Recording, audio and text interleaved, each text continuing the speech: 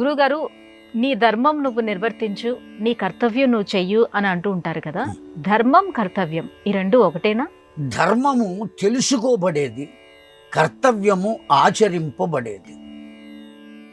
కర్తవ్యము అంటే ప్రతి మనిషికి ఓ విధమైనటువంటి సిస్టమ్ ఉన్నది లోకంలో, విధానము.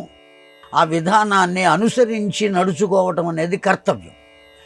ఆ ఉన్న విధానాలలో ఏది మేలైనది అని ఆలోచించటం ధర్మం.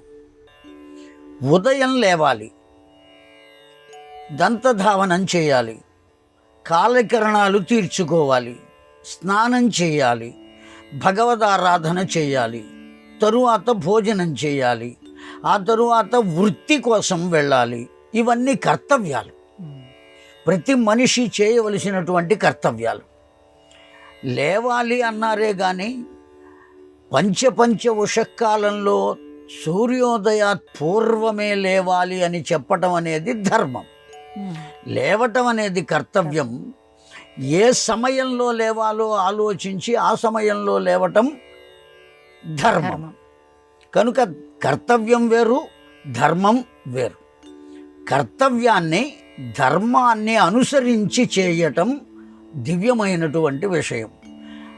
ధర్మాన్ని అనుసరించకపోయినా కర్తవ్యం ఉంటుంది, చేస్తాడు. కానీ ఎలా చేస్తాడు అంటే అధర్మంగా చేస్తాడు.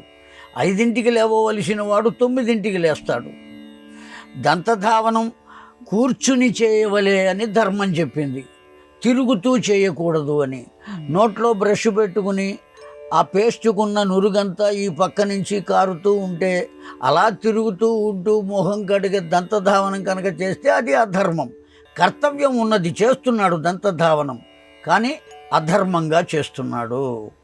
కనుక ఏ కర్తవ్యాన్ని ఎలా చేస్తే మంచి జరుగుతుందో ఆ మంచి జరిగే విధంగా చేసేటువంటి దాన్ని ధర్మము అన్నారు. ఎలాగోలా చేయటం అనేటువంటిది కర్తవ్యము అన్నారు.